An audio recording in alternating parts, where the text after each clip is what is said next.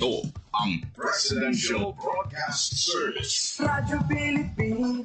Radyo Publiko ng Bagong Pilipinas para sa Bagong Pilipino.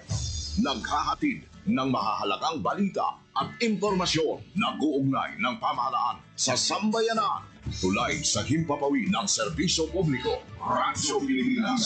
Radyo Publiko. Ang boses ng Pangulo. Sa Iloilo, Radyo Pilipinas. 585 AM. Oras sa Radyo Pilipinas, alas 8:31 sa aga.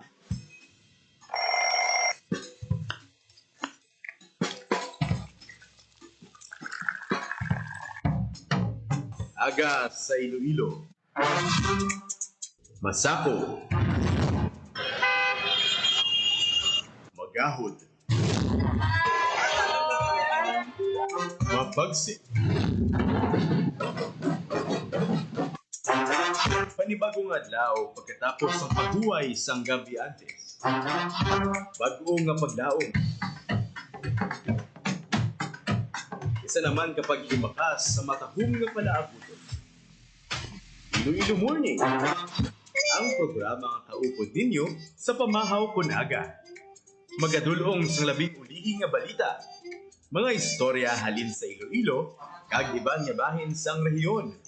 Mga ginahuluhang balan, kag mga trending topic sa social media. Ululupod naton at tubangon ang maayo nga aga. Magpamati na sa Iloilo Morning. Diri sa 585 kHz sa AM band sa inyong mga radyo. Radyo Pilipinas Iloilo, the only government radio station in Western Visayas.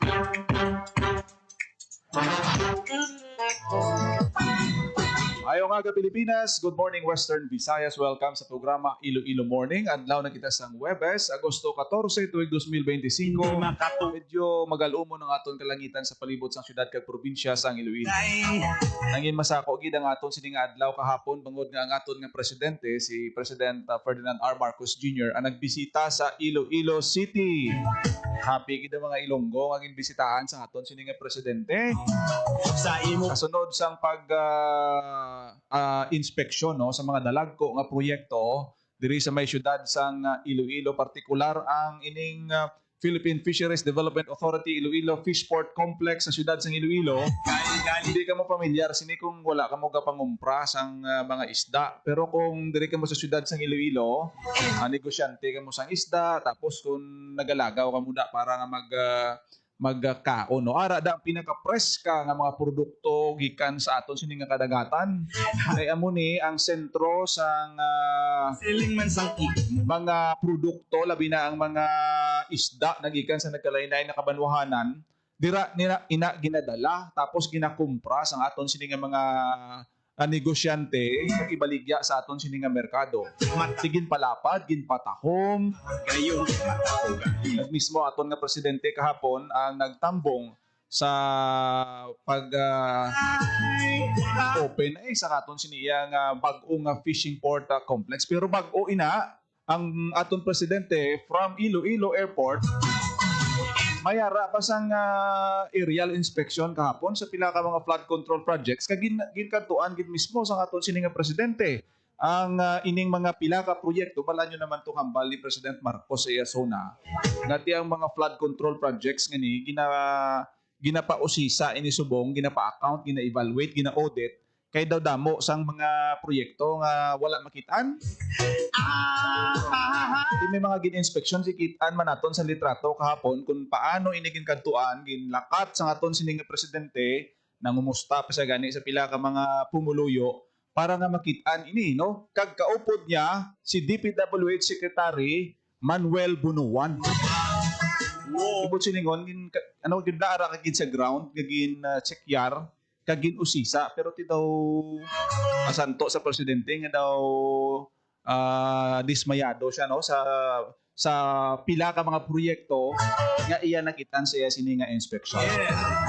Kag madamo pagid kuwaon nato na karon ang mga developments sina ano pagid ang mga future plans kag mga improvement dira sa may Iloilo Fishport Complex. Kag dito man kahapon ang aton nga mga nagkalain-lain nga farmers kag fisherfolk association sa pagbaton sang madamo nga mga makinarya suporta nagikan sa aton sini nga Department of Agriculture para mabuligan sila sa ila siniya nga palangitan-an. Hibaloon naton sa detalye sang balita ni Paul Tarosa kay kwaon naton ang mga reaksyon sa mga sa mga farmers ta. Kay ti ang ini nga mga proyekto para gid ini sa ila sa ila sini nga pagpahuma sa ila nga palangabuhian kag nakit-an man nila mismo ila yung ginaya nga i-turnover sa imo kakit-an mo gid ang presidente nga nagtugyan sang siniya nga mga makinarya sa pagpanguma subuman sa pagpangisda. Sa detalye sang balita, upod naton si Paul Tarosa. Good morning, Paul. Nahal mayong hapon akon mayong aga gid sa tanan naton nga tagpalamati sa pagpadulong ni President Ferdinand Marcos kahapon sa Iloilo Fishport Complex. Aside sa inspeksyon niya kagin inaugurate ining moderno mas ginpatahom nga Fishport Complex. Isa man sa aktibidad ang paghatag sa mga farm equipment para sa mga sa mga mangunguma kag pati na sa mga mangingisda naton kay may mga fiberglass boats nga ginhatag. Damo nagapasalamat sa iya nil. Suno sa iya sa pag-inspeksyon niya damo nga mga mangunguma ang nagapasalamat pero anong siling niya hindi sila dapat magpasalamat kay obligasyon nila ina sa gobyerno nga buligan ining mga nagapakaon sa aton nil. Siyempre mga mangunguma ta dako sila nga bagay para nga malabot nato ng food security. So muna nga gumakita mo full support ang gobyerno pinagi man sa Department of Agriculture sa paghatag sa sining mga farm equipment kag Nel may mga pila kita nga napakigamutan nga mga nga mga mangunguma kag ni ari gani diri si Sir Daniel Robite way gid ni siya naglaom nga ti sa kadamo sa ilang nagpasa sininel sang letter of intent or proposal napilian sila kay damo ni nga asosasyon ang nagapadala nil malin last year subong na grant na tagaan sila sang gamit sa pagpanguma. Si Sir Daniel Robite siya ni ang presidente sang Bita Sur Farmers Association nga nabase sa banwa sang Uton Iloilo. Nakabato ng ilang asosasyon sang Rice Combined Harvester na di magamit nila sa pagpanguma. Kagti ang benepisyo sa ninel hindi na sila mabudlayan. Kagti ang oras bala sa pag-ani mas madasig kiti may gamit sila nga makina. Nel aton pamatian si Sir Daniel Rubite ang presidente sang Bita Sur Farmers Association sa banwa sang Uton Iloilo. Salamat ako dahil isa kami nabiyayaan ng harvester. Hindi ko nga akalain na mabigay ito sa amin. So at least nagpasa ko ng proposal at hinihintay. So akalain na sa dami-dami naming letter of intent, isa yung Bita Sur Farmers Association na nabigyan.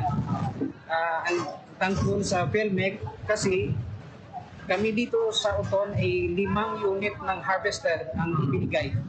So masyadong malaki ang aking pasasalamat diyan kay President Bongbong Marcos. Gaano kalaking tulong ito sa Farmer Association ninyo, sir? So isa itong malaking tulong dahil ngayon kita lahat mechanized na. So wala namang wala namang nag-harvest dito sa Uton na manual. So out of 100% siguro mostly 90 to 95% na nag-harvest ng mga rice harvester. So malaki itong tulong kasi makatulong ito sa aming member at sa non-member din at saka makatulong ito para maka-income din ng aming asosasyon. Batian si Sir Daniel Robite ang presidente ng Bita Sur Farmers Association. Samtang si Sir si Tatay Bonifacio Tornalejo, secretary naman niyan ng Banaba Irrigators Association. Swerte gini sila nila kay tatlo ka kijang na bato nila isa ka rice seeder, rice combined harvester kag 4-wheel hand tractor. Kag isa i-play naton nga makita mo gid nga lipay gid si tatay makakuha sang mga equipment kani nga magamit sang ilang 150 members Iti para sa iya sa pag-mechanize mabuhinan ang gasto sa mga mangunguma kag mapadasig ang ilang pag-ani. Nel aton ni pamatian no si Sir o kung si Tatay Bonifacio Tornalejo, Secretary. Tatay Buning. Oo, si Sige, Tatay Buning. Sa taga-Tigbawan ni Chanel. Aton pamatian. Isa pa, maraming salamat din sa pagtulong kasi maraming mga farmers na matulungan at makabawas sa ilang gastos. Gano'ng kalaking tulong ito tayo sa inyong asosasyon? At least mga 40-50%. Ilan kayo, sir, sa asosasyon nyo? Bali, 12 kami na members, tapos 150. Officer, 12 officers and 150 members. Gano'ng kalaking tulong ito, sir, na mapadali yung pagtatanim nyo? At least 80% ang palaki na pagtulong sa amin. So kumbaga, sir, sa halip na manual, machine na yung gagamitin natin. Yes. Kita mo na Elgar. Ni Tatay, tatlo gidya ila yung tatlo gidya ka equipment ang bato nila kag yung kabahin ini isang more or less 38 million tanan farm equipments. So kita witness gid kita no all over Western Visayas from Negros Island region sa nagligan nagkakadto kita to Aklan amo gini sige gini ang suporta no ang mga paghatag machineries sang gobyerno naton sa mga mangunguma. Bakit idamo na gid man subong Paul mga farmers tang kuha na sila ng high-tech na moderno na ang mga pamaagi kag amo gina ang goal no sa aton sini nga Department of Agriculture para nga ma-sustainer man ang ila sini nga production. So kabay pa nga magamit gid ini no ang purpose ini gamiton hindi nga pag i-display kag ipa-picture da kundi automatic diyon magamit gid sa aton sini nga mga mangunguma. Kag gid yan nila yung nakita naton sini nga after nga mabato nila ini pwede naton sila balikan no kamustahon after sang pila ka bulan tuig. Nag-ayuhan pa gid sila kiti ang goal gid sini sang gobyerno nga mapataas ang income nila. Salamat gid Paul sa imo sini nga balita. Nel balita sa Department of Agriculture para sa Bagong Pilipinas, Paul Taro sa Radyo Pilipinas, Radyo Publiko. Salamat gid sa balita ni Paul Tarosa. Diri naton makitaan nga direct nga turnover bulig sa aton sini nga mga Mangunguma Farmers Association diri sa Radyo Pilipinas kada aga ga balita kita sang usapang agrikultura. Kaya amo ni ang resulta sang sige-sige nato no. Aside sa paghatag ng equipment, ginatudloan gid na sila sa kung paano gamiton ang ini nga mga equipment, makinarya paano i-maintain para nga ang paggamit bala malawig hindi nga tagpila lang katuig no so sa aton nga mga Farmers Association halungan nyo gina tipigan gid ninyo Sa imo pang ipahulam sa mga nagakinhanglan kay ang katuyuan sina amo gina ang bulig nga ginahatag sa aton sini nga mga mangunguma.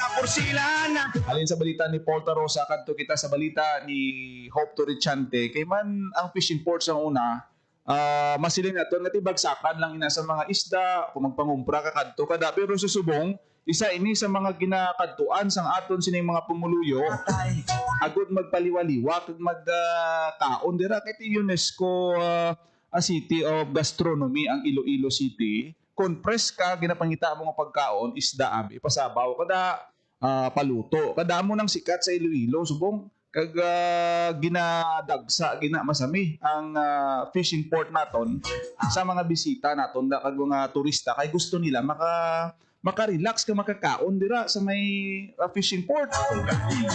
Ang aside sa pag-develop sang lugar bilang bagsakan sa mga produkto nagikan sa kadagatan, may mga plano pa na da nga patahumon sa aton sini nga mga bisita kag mga turista ang pila ka mga areas dira sa may fishing port complex. Sibaloon tabi sa anong mga improvement pa da nga himuon kag ginpasalig sa aton nga presidente nga bulig kag suporta sa pag-develop sang fishing port complex naton. Sa balita ni Hope Torrichante. Good morning, Hope.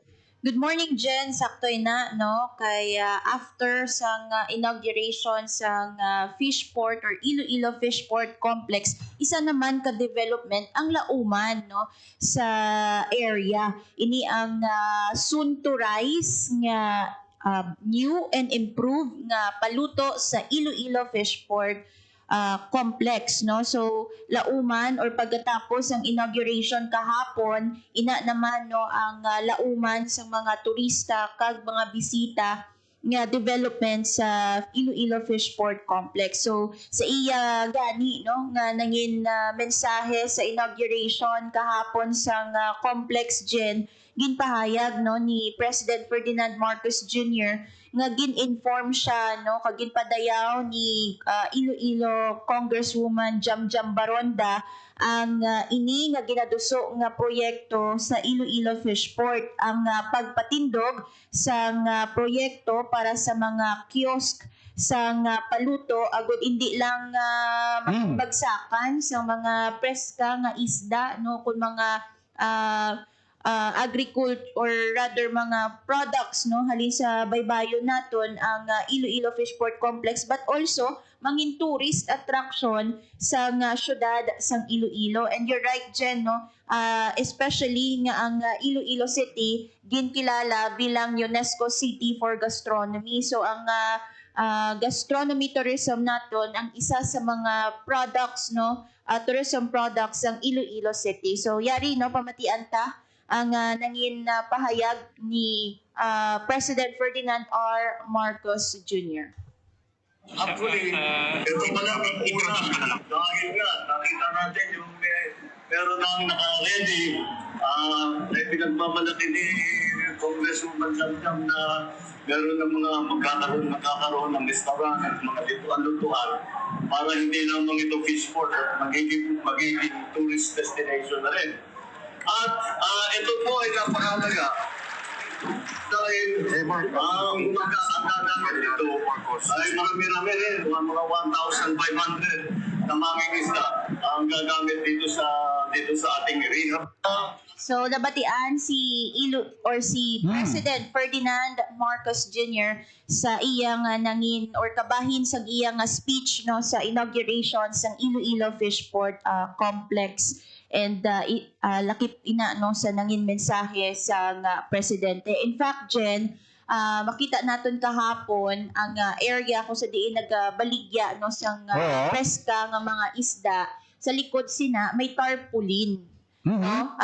First time naton ato nakita sa area ang malaba nga tarpaulin nga nakabutang soon to rise new and improved paluto sa Iloilo Fishport. So ina ang balantayan, no, nga development. Kasi syempre, Jen, no, sa subong kung magkakato ka sa Iloilo Fishport area, gusto mo sang manamit ka sabaw, sang isda, no, adobo nga lukos. Syempre gusto mo man nga dumaparuhay ang imo nga pagkaon, no, sang ini nga mga fish products dira sa Iloilo Fishport Complex. So sa pagpatindog sini amo na, no, ang tinutuyo, no, ang convenience and at the same time ang practicability para sa mga consumers or mga bumalakal, turista, bisita sa Iloilo Fishport Complex. So kabay pa kung tani, no, nga ma-materialize ini kay tinakakanto kita da sa Fishport. Nami gimanda higop sang sabaw da kag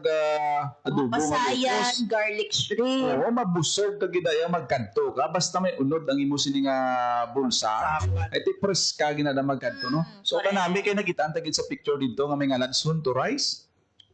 Yes. So soon to rise in Iloilo Fishport Complex. Kag kabay pa nung ini Boylugan, Bululigan. Kay ti ang ini nga proyekto lain gid kun ato na nambal na sang presidente mo nga ti damo kita sang proyekto diri may masunod pa. Dito ka nami nga balita na sa aton sini nga mga Ilonggo kag ang pag-develop sini as isa sa mga tourism sites man diri sa may bahin sang syudad sang Iloilo. Kay kitaan ta da Ma'am Hope, no? Magkaon kada isa okay lang kung hindi mag-ulan. Pero kung mag-ulan medyo ang iba na daw trapal pa na dang ila gina-cover. So kung mag-ulan na halimbawa higop-higop ka mo da sang sabaw, medyo siksikanay da. Kay kadamo sang customer nga nagapadulong.